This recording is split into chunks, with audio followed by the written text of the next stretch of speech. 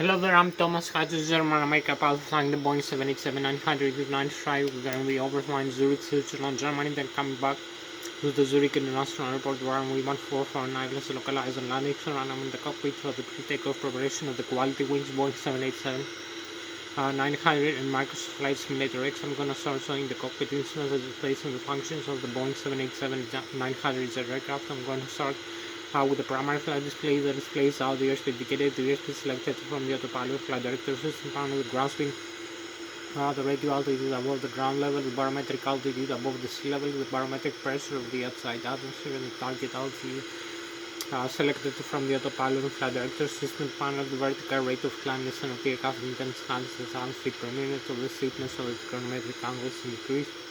We can climb and descend. We have also the artificial horizon with the altitude indicator, the pitch ladder in degrees, and the bank angle in degrees. We have also the Lszh localizer, the radio frequency transmitter from the threshold runways we use for takeoff and for landing. The transmitter radio frequency that is unique for each runway we use for takeoff and for landing, and we have the onboard antennas of the aircraft that receive the radio frequency, so we can align with the horizontal localizer and the vertical glide slope when we approach for landing, the vertical the angle of approach. So we have here, you will see later in the primary flight display, we have also the runway we're gonna use for takeoff and for landing. We have the Lszh localizer frequency to tune is unique radio frequency for each runway we use for takeoff and for landing, separate radio frequency and a different magnetic north-south heading for radiation of the aircraft. So we have also the Lszh localizer crossbars displayed in the primary flight display. We have the flight director crossbars for manual guidance of the aircraft and the autopilot crossbars for automatic guidance of the aircraft. We have also the angle of attack of the aircraft as it flies in the flight mode on zero with the autopilot and the auto throttle.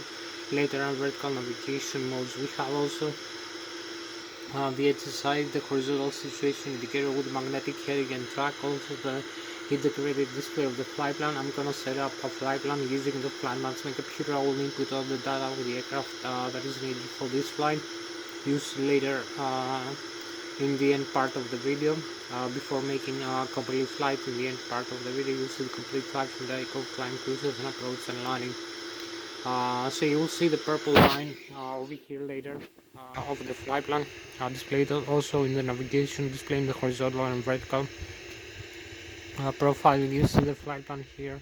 I'm gonna create using flight management computer. I will input all the data I will need for this flight. So I have the keyboard and the display. Also I have the mouse pad here to control the display over here. So you will see later you have here the primary flight display, as you can see, the navigation display, the horizontal and vertical profile, the HSI.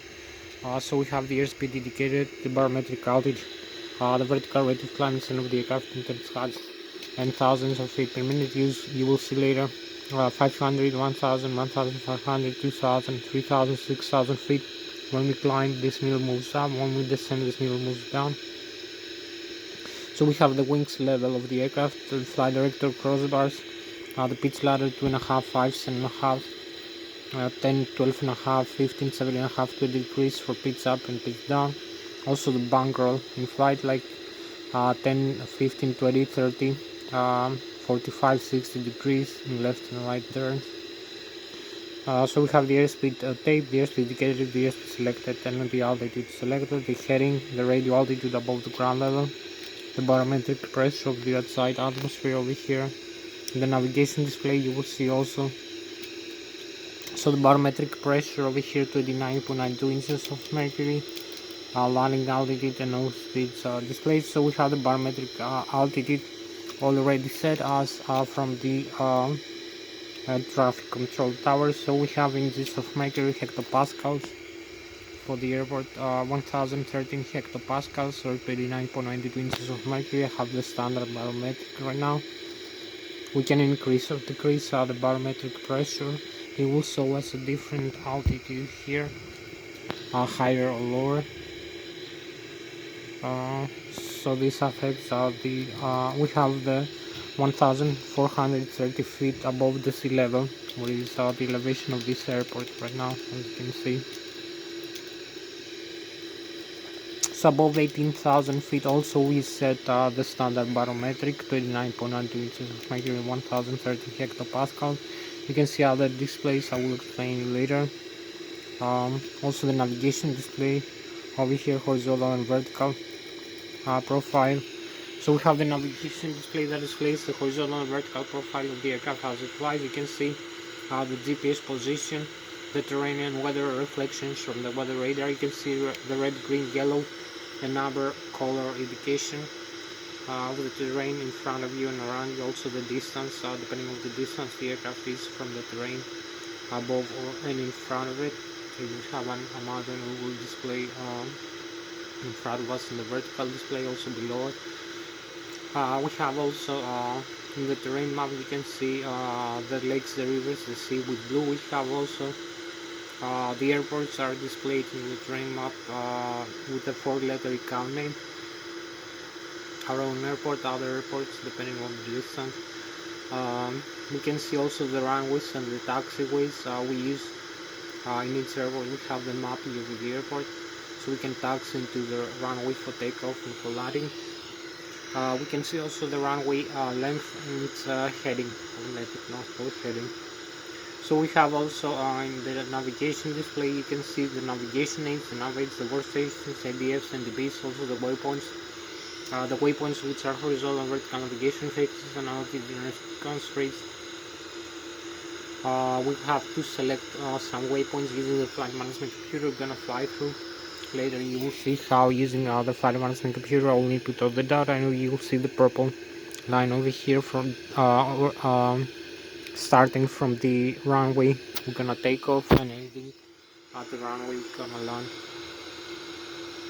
So we have one waypoint by another like this. Later we have also the navigation display displays other aircraft that fly around our own aircraft using the transponder, the ESP and ADC transmitter receiver. The transmits our radio frequency to other aircraft in the traffic control and receives from other aircraft. It can calculate with its computer the other aircraft location and distance from our aircraft up to 40 nautical miles or 72 kilometers in 360 radial degrees. Also we can calculate the other aircraft, how many hundreds and thousands of feet are above or below our aircraft. You can also calculate whether the other aircraft climbed or descend with respect to our aircraft, and also it will also display the other aircraft in a distance up to 40 nautical miles or 72 kilometers with a diamond shape, with the altitude difference displayed next to the aircraft diamond shape, and also an arrow up or an arrow down whether the aircraft climbs or descends. Also you can calculate the velocity close in between our aircraft and the other aircraft. It will give us warning using the TICA system, the track collision and advisory system. When we have an incoming collision in the air, we will make an avoidance maneuver. So you will see also the system, the TICA system. Also we can see the other aircraft in the ground when we are in the runway, so the taxiways also are displayed the same way.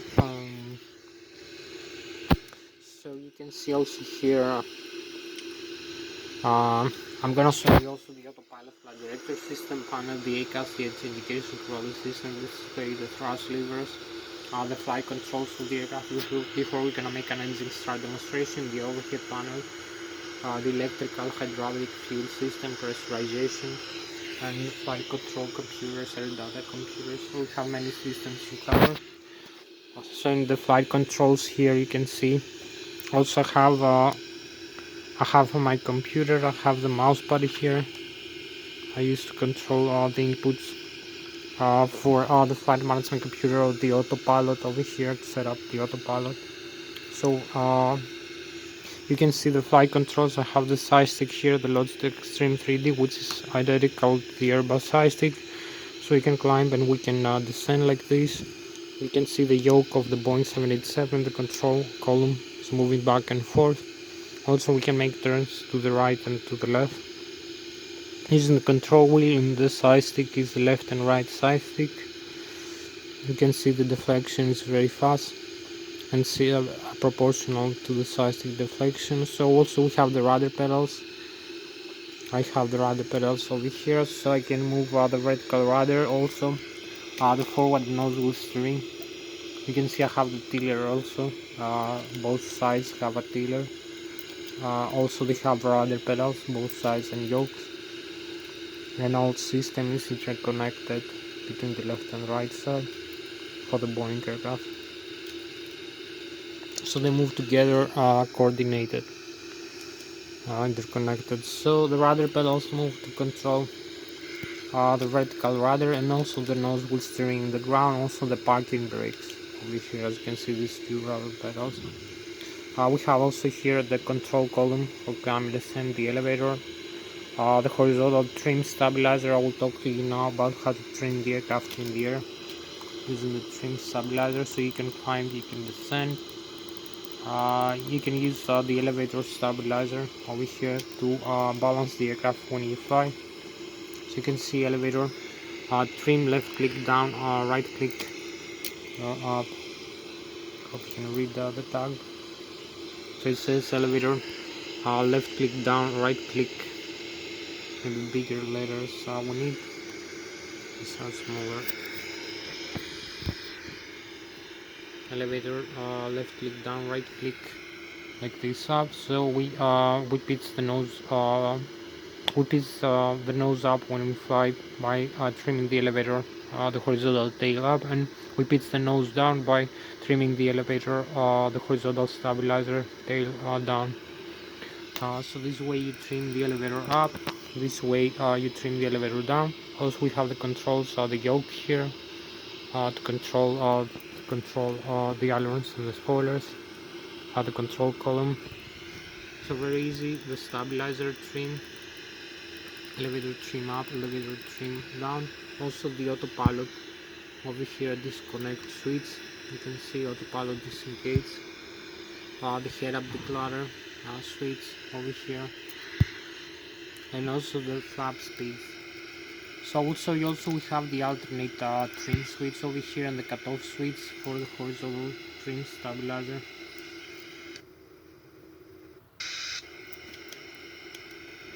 So you can see here we have the alternate, this is the cutoff switch for the auto trim function of the horizontal stabilizer, normal and cutoff. I will show you later in a couple of minutes what it's doing. We have the alternate pitch trim over here.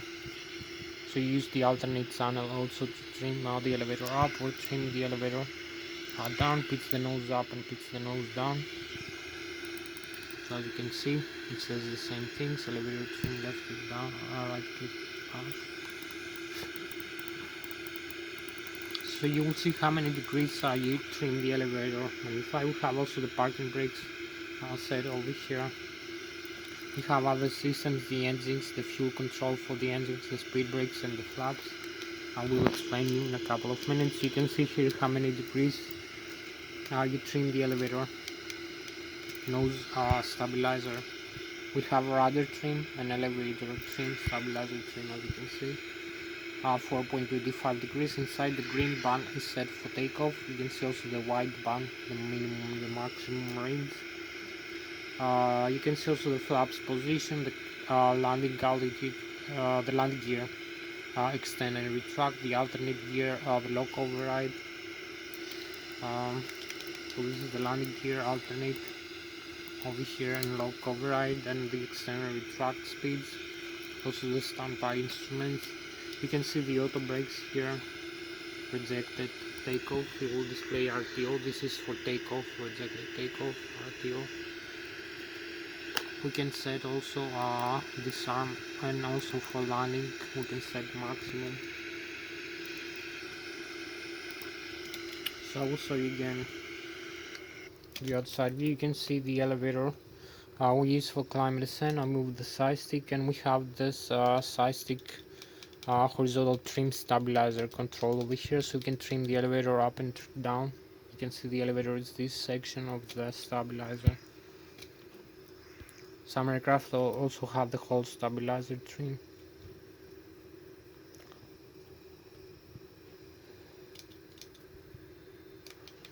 So we have also the rudder. You can see the ailerons and the spoilers, left and right. All flight controls are interconnected together. So you can make turns like this. So I will talk to you about the flight controls, also the nose wheel. Also you have to control the nose wheel. So you control the elevator pitch stream like this. Important flight control. So we have the flaps. You can see the engines. The flaps position here. Retract or extend, how many degrees you need them. They will display. Also the engines. You will see the engines if we move forward. You can use full takeoff power like this. You will see display will not configure for takeoff right now.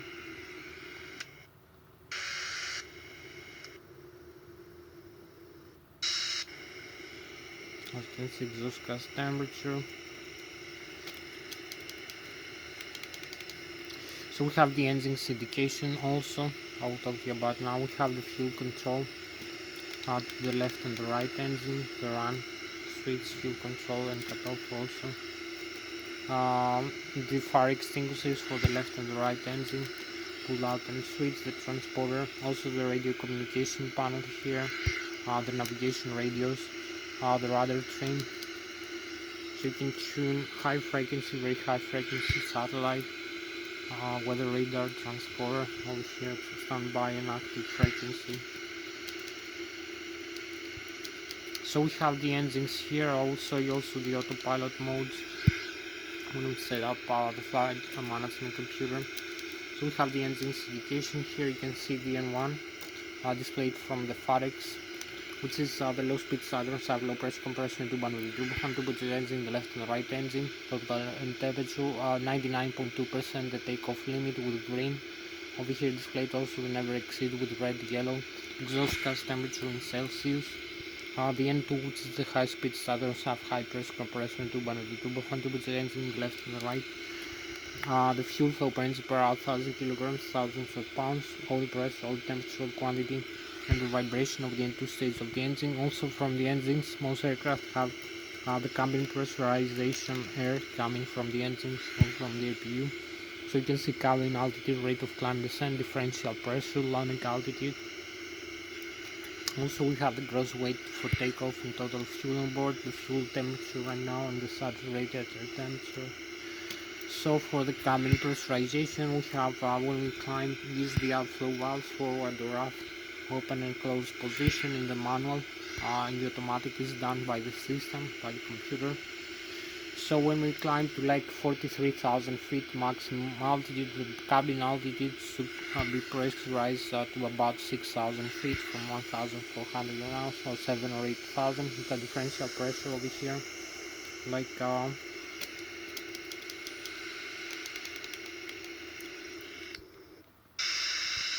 we have an aircraft just landed, as you can see, the yellow 737. You gotta see that. So we have here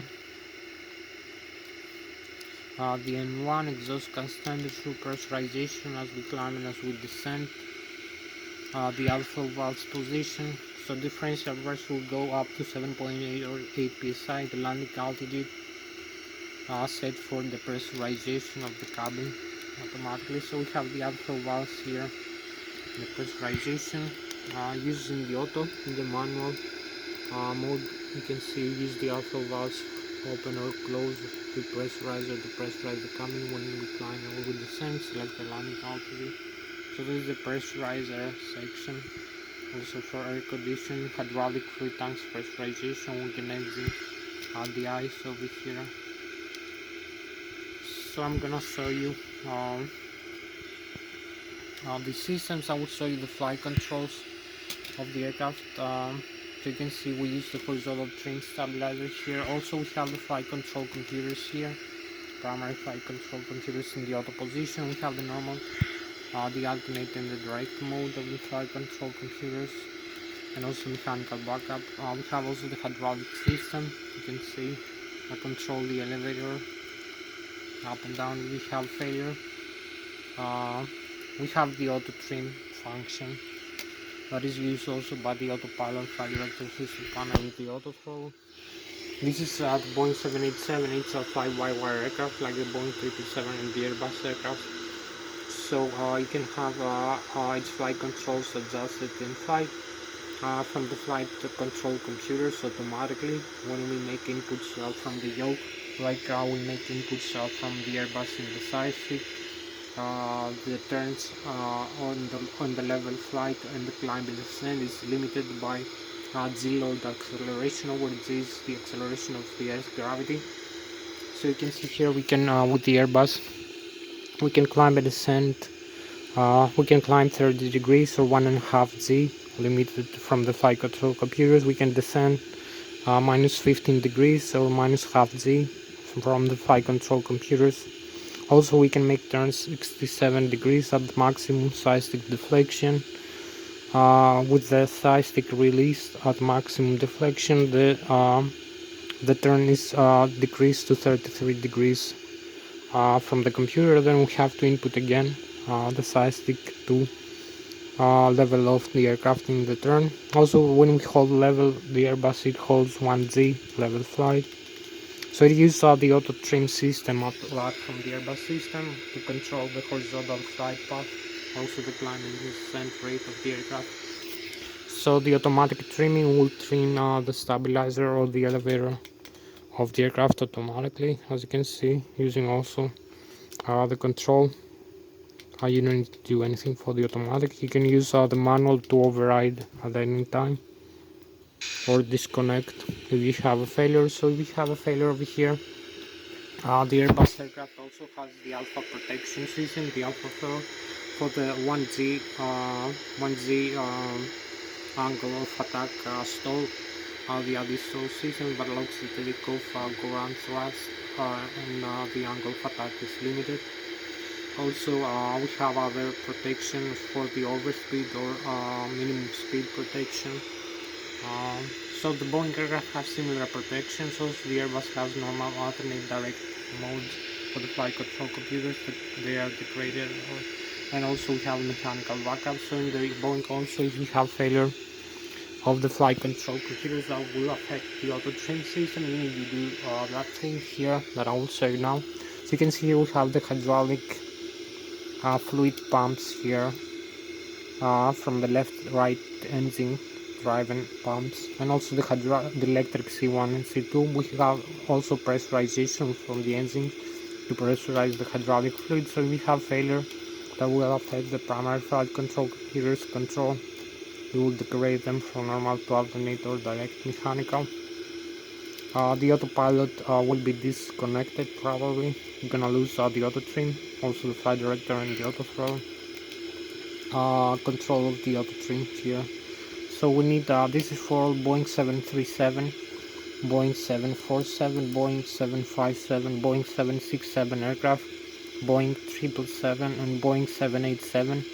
If you have this kind of failure, you need to come down here, open this red guarded switch from normal to cut off, as you can see.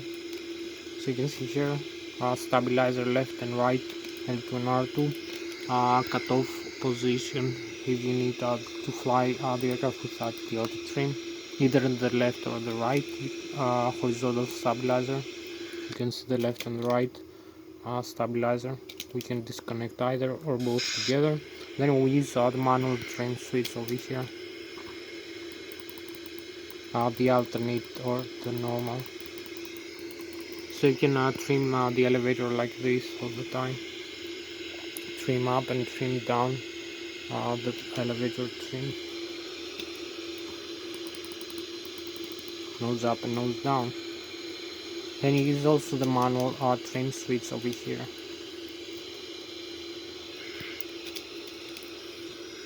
So use the normal trim switch when fine, like this. Elevator trim, left click, right click up, not left click down. So you can see elevator left click down, elevator trim, right click down, right click up, left click down. So like this. Very easy to remember. Also we have the flaps limit speeds here. So you can see again, if we look at the position of the stabilizer trim, it's gonna be a little bit different now because we were pressing the switches all this time. It's 4.2.5 degrees now. So we need also see the rest of the flight controls, also the outside view. So now we'll show the outside view of the aircraft, and I will explain you the theory we need to know, the Bernoulli theory of fluids, Newton's physics, aerodynamics for the aircraft, the flight dynamics, and the theory of flight we need for the air transport pilot license and the commercial pilot license, the ATPL theory and the CPL theory. So you will see also how you use the flight controls and the engines for this thing, and the wings of the aircraft, and the lift produce the thrust from the engines. So you can see here again the flight controls. You see the whole system from the outside view. I use the flight controls for this. So you can see the outside view of the aircraft over here. You can see the surface area of the wings. The forward wings hold the weight of the aircraft when the aircraft is airborne, mainly here. So the weight of the aircraft is divided over the surface area of the forward wings, because they produce the lift. Over here is the center of lift, where is the engines located for an airliner aircraft, and the lift acts over the weight of the aircraft. As they say in physics, it acts over the weight. The lift is the force that lifts the aircraft up into the air. So we have the aerodynamic flow from the air below and above the wings, which produces this aerodynamic lift. Over here we have higher pressure below the wings because the airflow is moving slower, which pressurizes the aircraft weight and wings up into the air. Also above, the airflow is moving faster, so we have a lower pressure, which sucks the aircraft weight and wings up into the air. So we have also so the lift overcomes the weight, and also the thrust overcomes the thrust produced by the engines. The thrust overcomes the drag produced by the engines, and also by the skin, and also the wings friction, and other things like the landing gear. So we have over here, so we have the thrust propulsion from the jet engines. You can see these vectors. So here we have the high pressure compressor and turbine of the turbofan turbojet engine, the high speed starter and shaft, and the exhaust gas from the inside, from the core of the turbofan turbojet engine, where is the combustion chamber. Also we have a shaft connects the back and the fourth side, the high speed shaft and the low speed shaft. We have the low pressure compressor and turbine in the front, with the front fan. Also you can see the front fan of the engines, also from behind, because we have the bypasser. You can see this round cycle that surrounds the inner core of the engine is the bypasser. So we have two flows, one from the inner core, higher pressure, high speed, one from the outer core, from the bypass, lower speed. So we have also the fuel flow for the engines is coming down from here, from the suspension of the engine. We have the left wing tank over here and the right wing tank. We have 30% of fuel right now in the left and right wing and the center tank. So we have the fuel transfer, the fuel booster pumps over here in this position, and the fuel line is coming down. Also the low and high pressure fuel valves. We have also the wing and engine DIs. We have the thrust reversers over here from the bypasser, and also we have the wing and engine guard DIs in the front with hot air supplied from the engine coming back from the manifolds.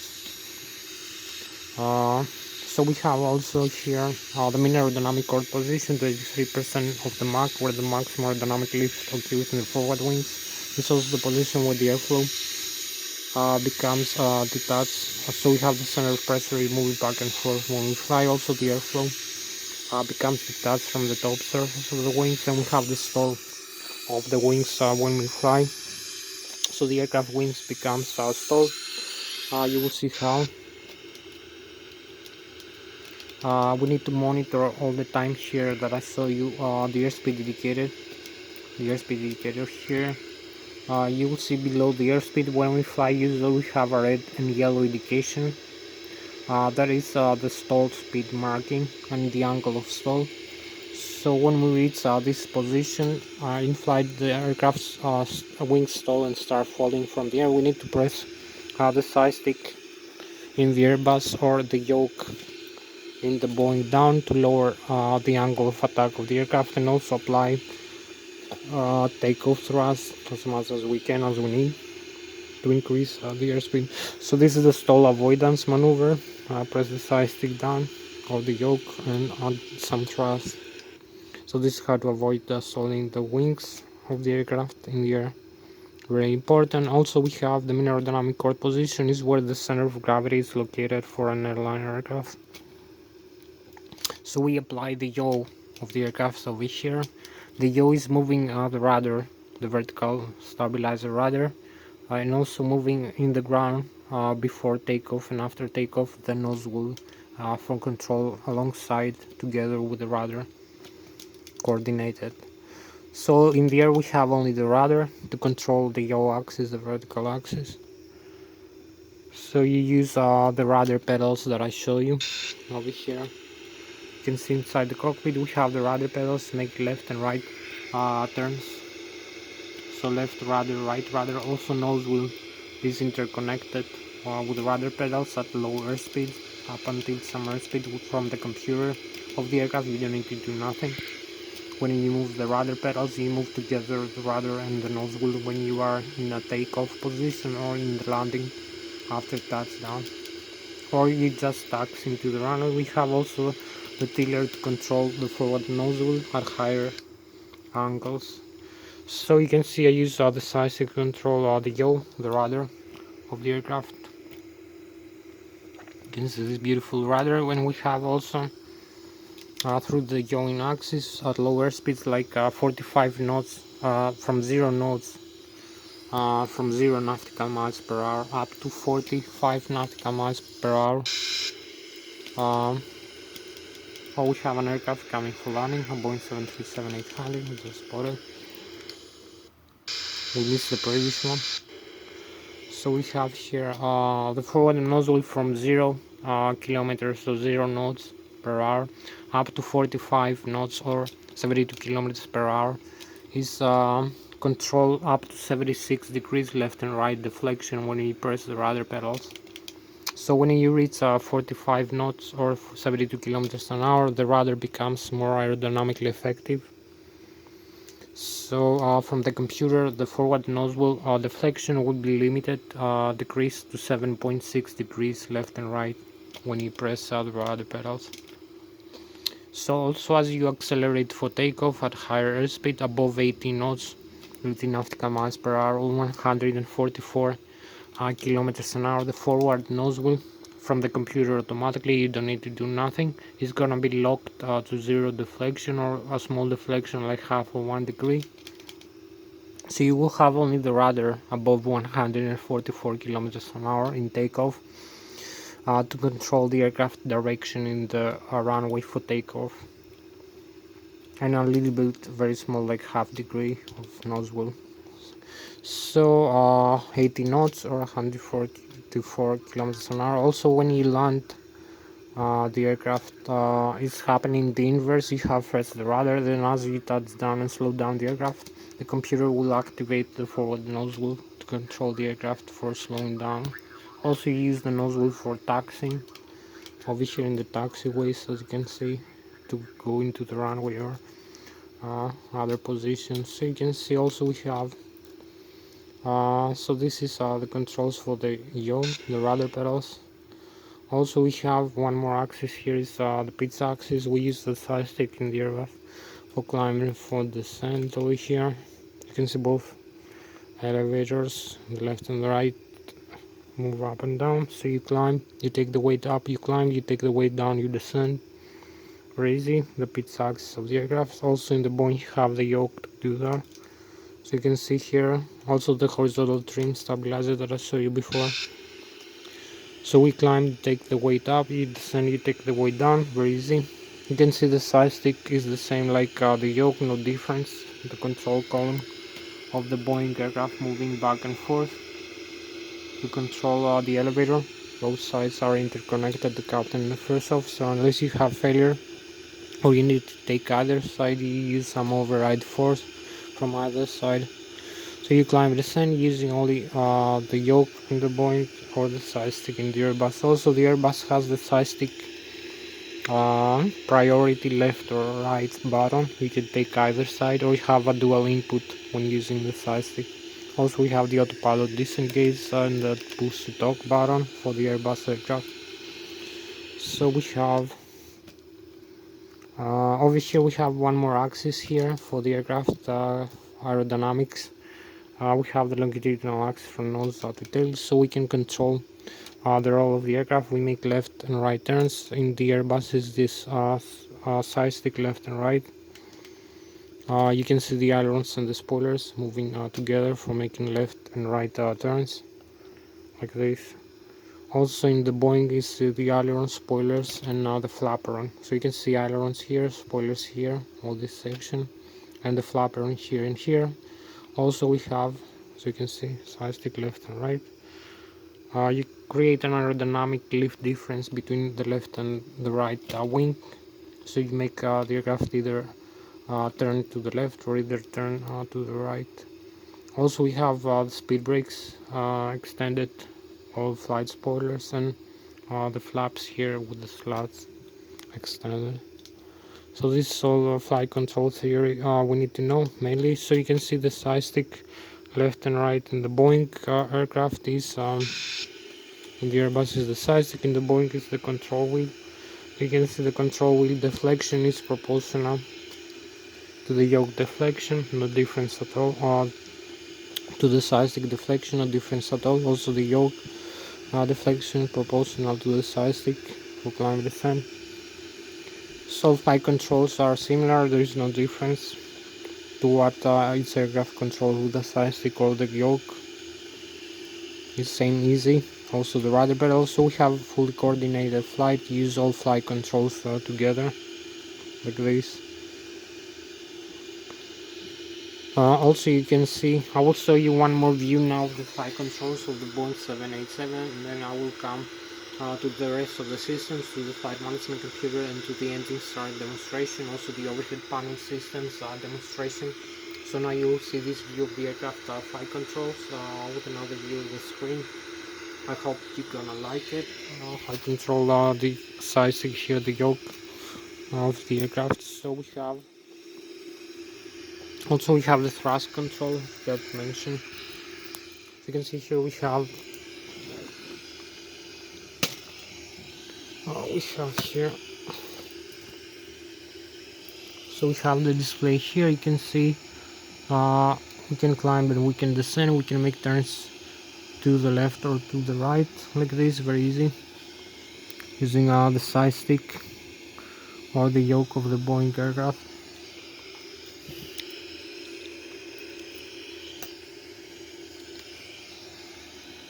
So climb and descend, make turns to the right, make turns to the left, use the control wheel. Also horizontal trim stabilizer. Also here we have the thrust control. As you can see, we can control the engine's thrust, moving back and forth the Boeing aircraft engine's thrust levers, or the Airbus, no difference at all. Also the Embraer and the CRJ are quite similar with the Boeing in the yokes and the horizontal trim stabilizer function. Also displays are similar, as you can see, many aircraft. So we have climb descent, make turns to the right, make turns to the left. I hope you like it.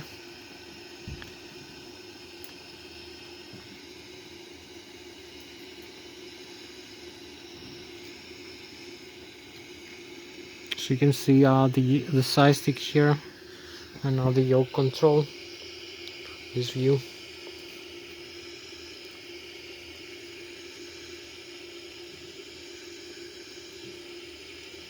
You can see all the flexions are similar to the Airbus aircraft. So hope you like it. Also the thrust levers, and I will show you a little bit more the outside view. All the flight controls again. We climb, we descend, make turns to the left and to the right. Also the rudder over here.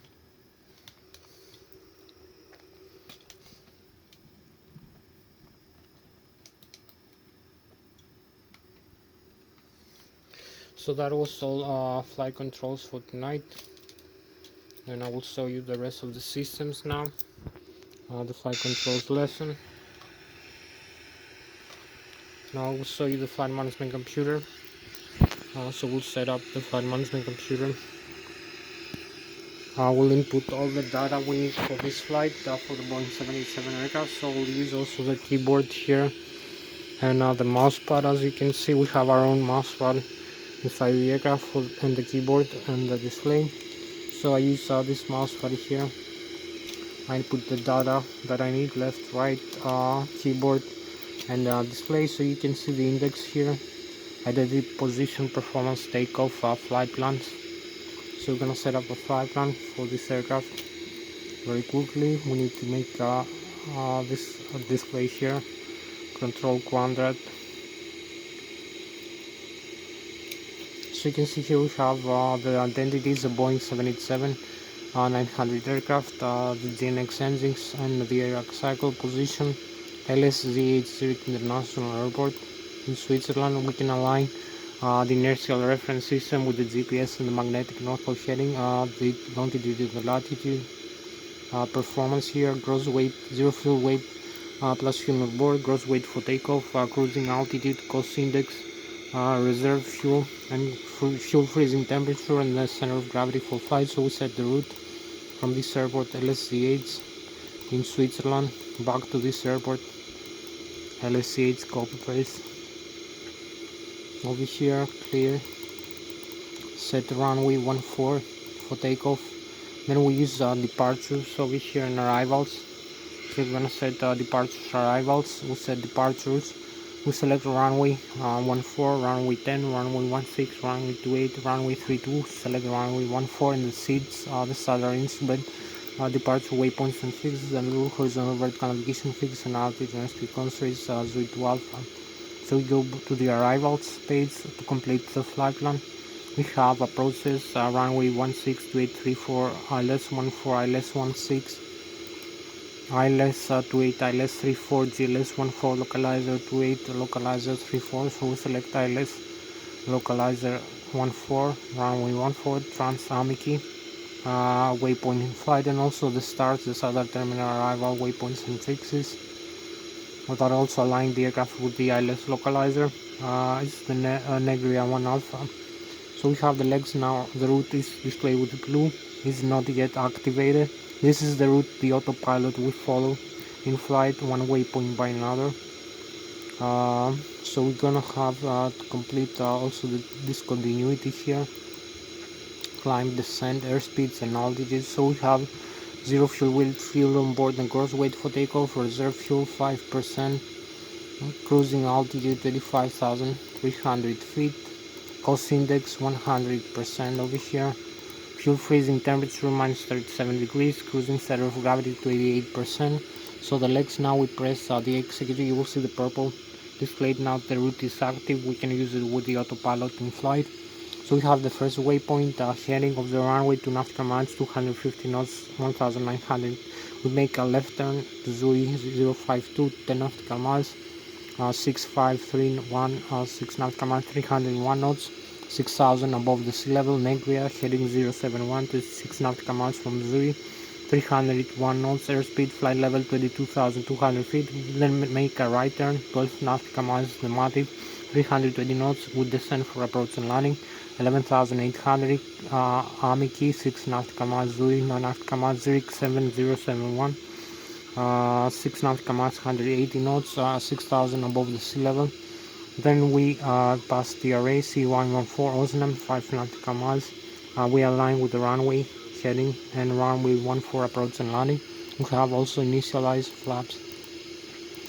15 degrees, 15 degrees, center of gravity automatic with the horizontal trim stabilizer, and the takeoff speed V1, we rotate V2, gross weight for takeoff and the runway. So we have departure arrivals, alternate VNAV progress, FMC communications, hold over a waypoint, in-flight, set a fix, and set also the navigation, ILS, localizer, navigation radio, and VOR ABS. So we go back here, as you can see. We need to start the APU now, because we're going to make the engine start demonstrations. So we need the APU, the auxiliary power unit, in the back, in the tail of the aircraft. It's going to give us pressurizer and electric cooling, alternate cooling while we turn off the engines. So you can see here we have the flight plan is ready, the displays you're going to see also later. Also more airports, less airports, the diesel torque in front of us, so I will show you the autopilot. Also we need the left and the right engine driving. I see 180 to 200 volts for 100 head frequency, the battery, APU generator, the primary flight control computers in the auto, air data computers, flight control surfaces, battery, tank power over here, passenger oxygen over here, as you can see.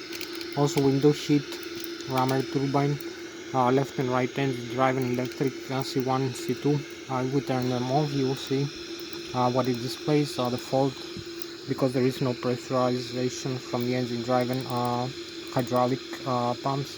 We turn back on and then to the auto position. We have the rammer turbine for a backup. We have the wing and engine guides here, as you can see, on or auto.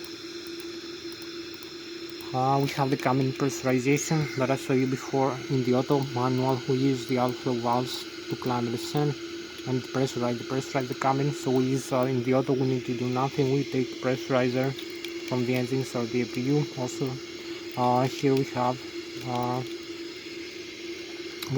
the recorders, cargo and APU fire, electronic engine control for the engine, normal and alternate mode. So we can start the engines auto start like this. We have the fuel jettison. We can dump some fuel, select the nozzle, how much fuel to remain. Left and right engine drive, fuel pumps and fuel tanks, left and right wing. The center tank, the crossfeed, if we turn on the crossfeed, you can feed either engine without a pump, and also balance the fuel between the left and the right wing. So we turn back on the fuel booster pumps. So this is all the systems.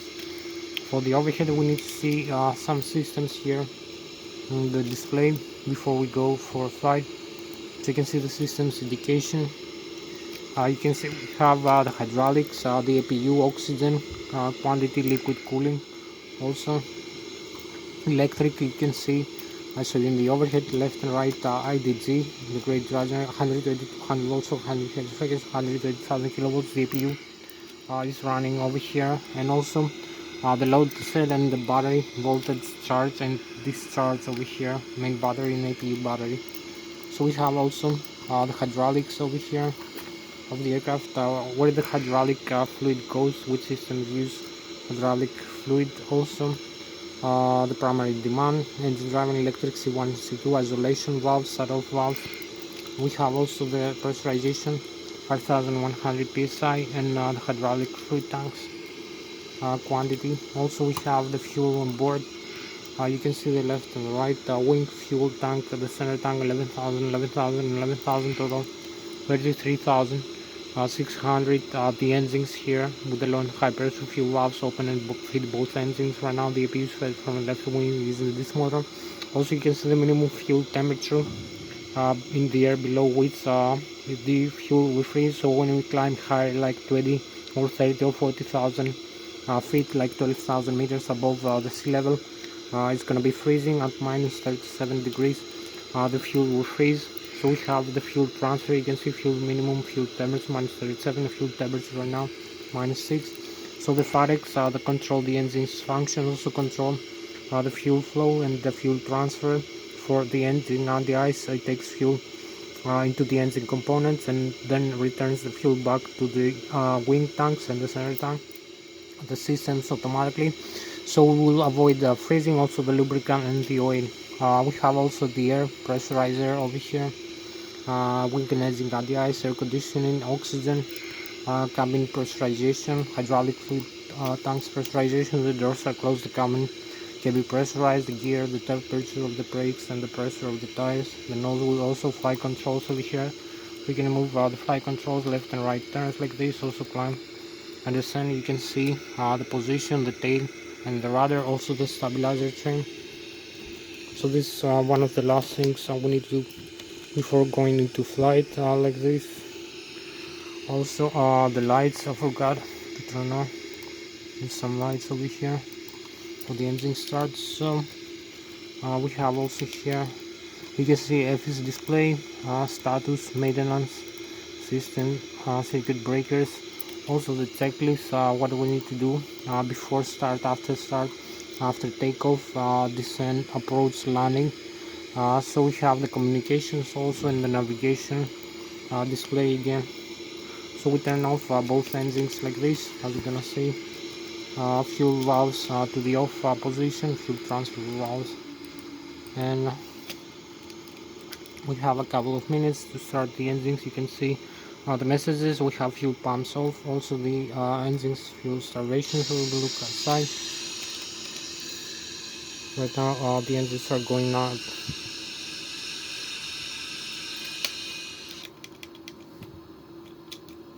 So you can see the engines are off on the aircraft Boeing 787. We need to start the engines again very quickly. Auto start in the on position over here very quickly. Both auto start switches. You can see the yellow reconfiguration. So you can see we have only pressurizer from the APU now into the N2 section of the engine for starting the engine starter. Pressurizer, as you can see, and here also. So we let the fuel flow right now. Both fuel control in the on position like this. So we have the auto start here. Now we have also pressurizer from the APU and also fuel into the engines. So the engines start increase, as you can see, also the N1. So we have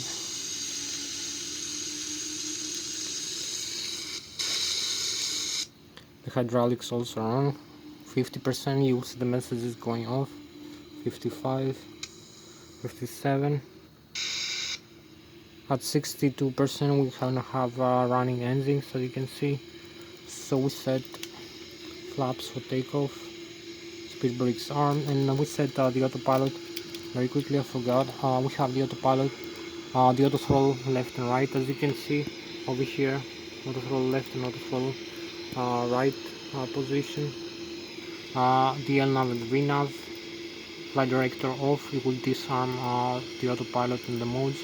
We set the airspeed for takeoff. Autopilot disengage. So we have the bank angle also here. Limit for flight. Also the heading. We can select the heading of the runway we're gonna use for takeoff and for landing. The same runway.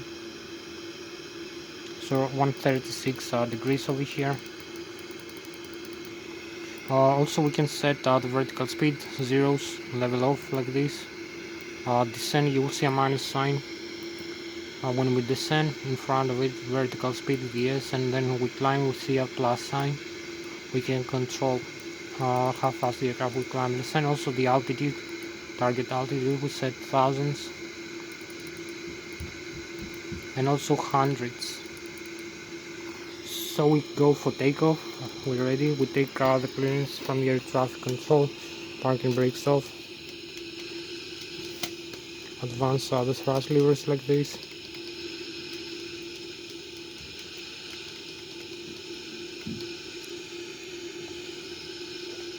Use the tiller over here, as you can see.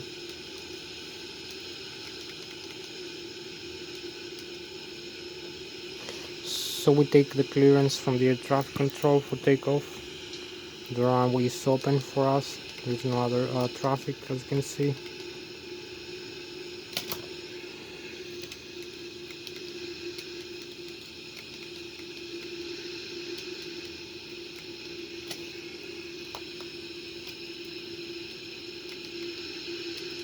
Align with the center line over here. Is also the tiller for center line alignment.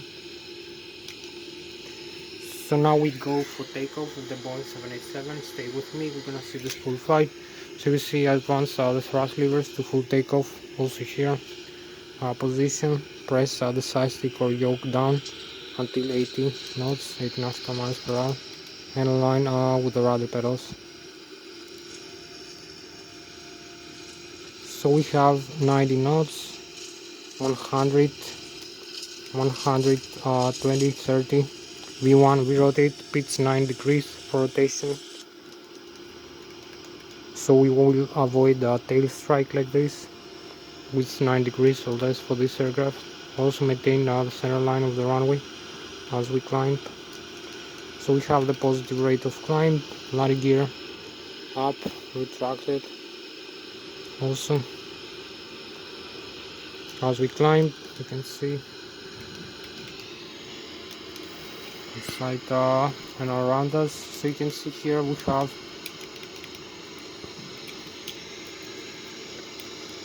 we are 1,500, 600 above the ground, but 3,300 above the sea, 2,000 above the ground, 3,700 above the sea, 2,400 above the ground, 4,000 above the sea. The airspeed 199, 91 knots. The stall speed marking over here, we climb with 5,000 feet per minute. The angle of attack of the aircraft, the pitch attitude, also the wind direction and speed and the terrain around us and below us. You can see the flight plan, the purple line wind to follow, so the vertical. So for if you look around further away, you will see more terrain like this, red, green, yellow. Also here the engines indications. So look up closer. When we have low visibility like this, we can see the terrain over here displayed below us. So you can see we are 5,500 feet above the ground.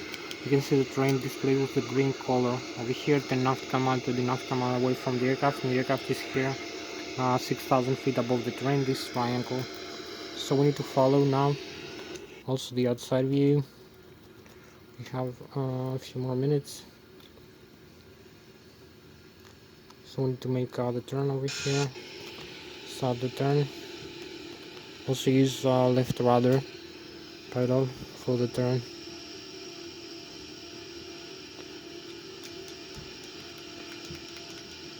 And left ailerons.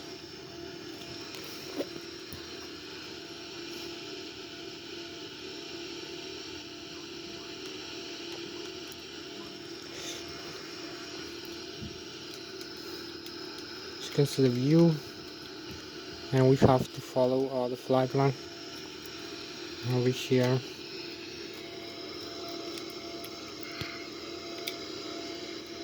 As we turn, you can see we can level off. We can leave the hands off the side stick or the yoke. There is no problem. Only an airplane can do that. Fly without flight controls in the hands when it's well trimmed. So So we can see here the view, very beautiful view. Also the aircraft as we climb.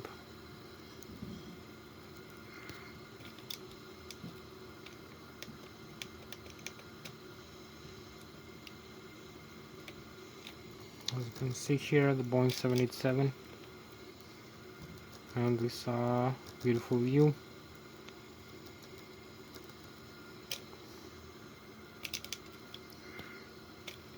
Also around us, inside again, as you can see, and outside.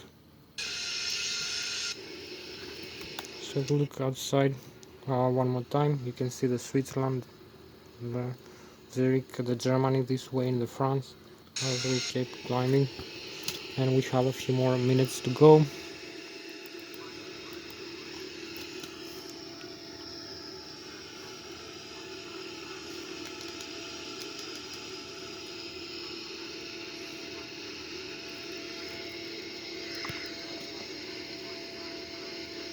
So we need to fly through some waypoints over here.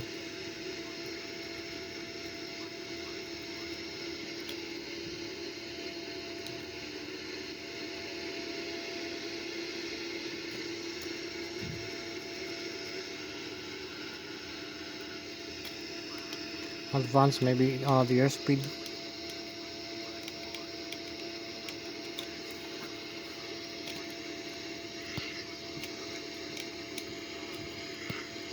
The view of the cockpit just after takeoff. As you can see,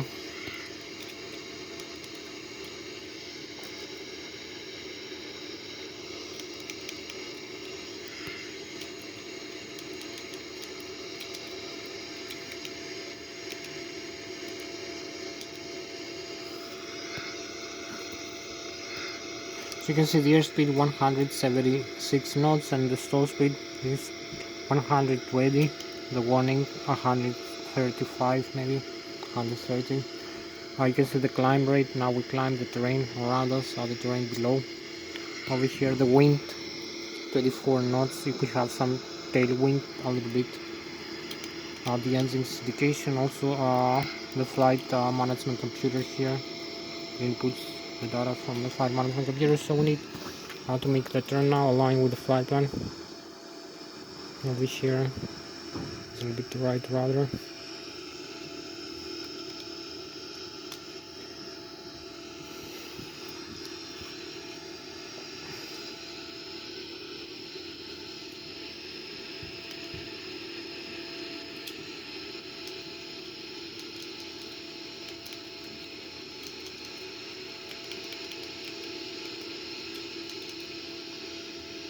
So we align with the flight plan here with the LNAV. We have the Zui, then the Nigria, first waypoint.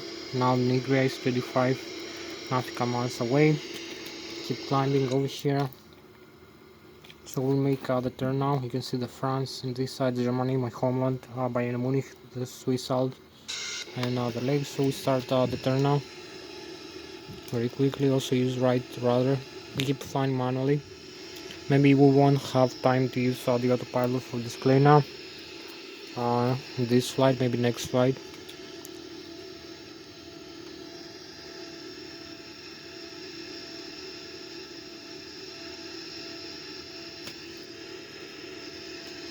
Just leveling off a little bit.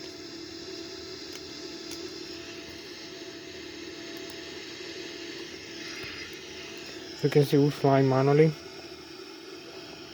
like this.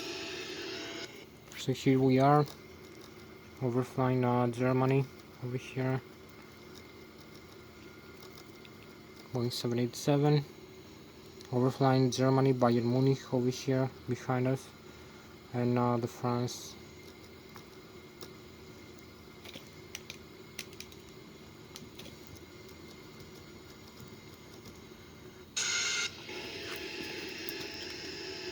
So we keep using right rudder for this turn.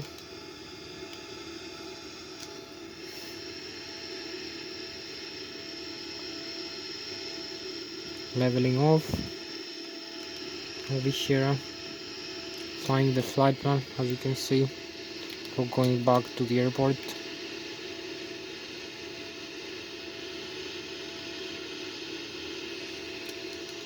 So we're leveling off like this by manually.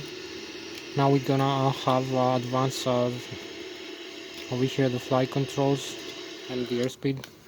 So we fly over here, as you can see, overflying this beautiful view, the Switzerland, the vapors, frozen vapors from the engine.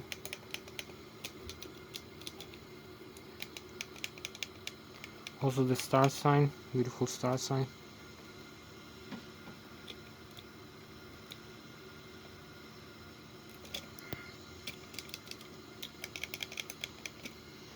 Also the lakes behind us and Germany. So we need the France this side, so we need to start descent now. As you can see, start descent, idle thrust. So we overfly here at the airport, use a little bit more idle as we descend.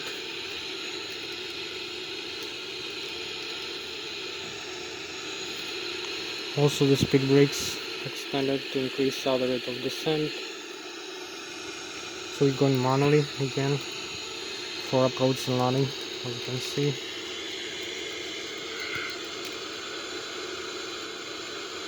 Fly director, and we have to fly through these waypoints here, as you can see. There's a little bit more idle thrust right now as we are descending. So this is the view of the cockpit as we descend.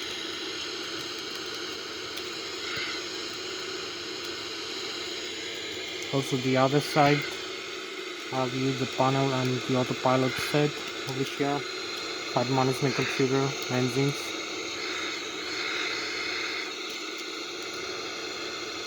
So we cross this point. You can see now we have max speed 0.65, so we fly with almost 700 kilometers an hour. We need to start the turn now in a couple of minutes. Keep descending.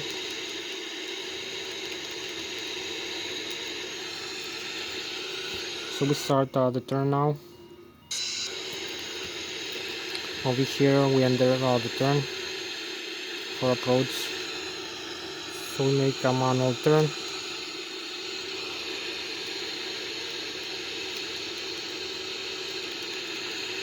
Keep descending. Also use left rudder for this turn over here. So this is descend and turn together.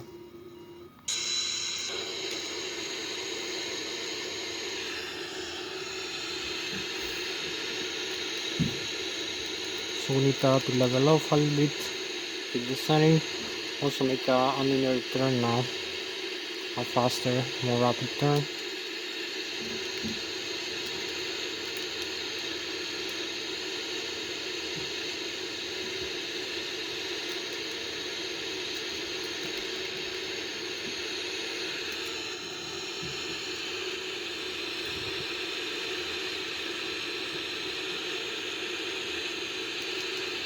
So we have the airport, the runway in front of us.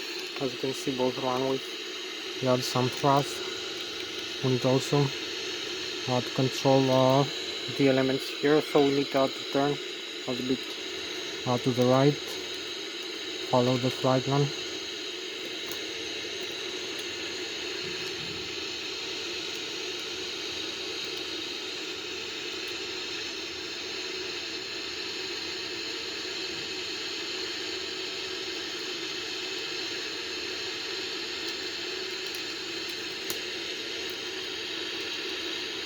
So we need to align now, as you can see here.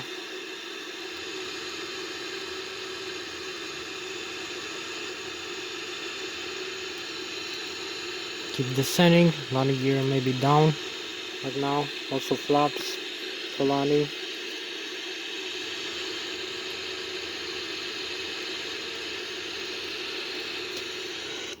So we have the outside view, how we're gonna land over here.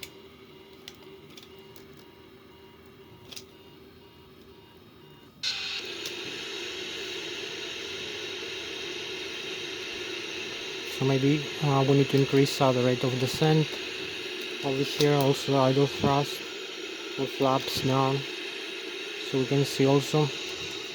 We keep descending. Increase the rate of descent like this.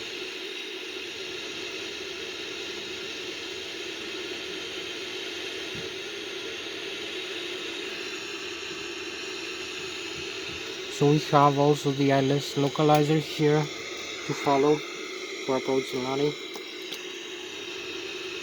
A little bit left rudder over here, also a little bit more thrust. So we have some side wind, some wind gust over here. As you can see, a little bit more thrust. We need to align and also level off for the flare. So we're gonna be flaring here the aircraft. Very beautiful flare and very beautiful touchdown. As you can see, very professional. So we're slowing down. We align with the runway. Some side wind, parking brakes, and also idle thrust over here. Idle thrust, and also thrust reverse. Full thrust reverse, as you can see. So we're slowing down.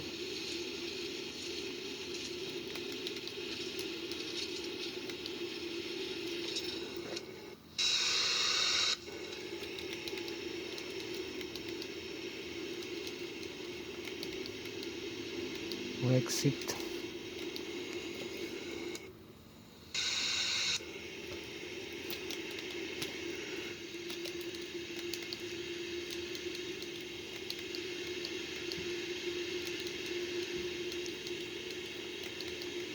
So we use idle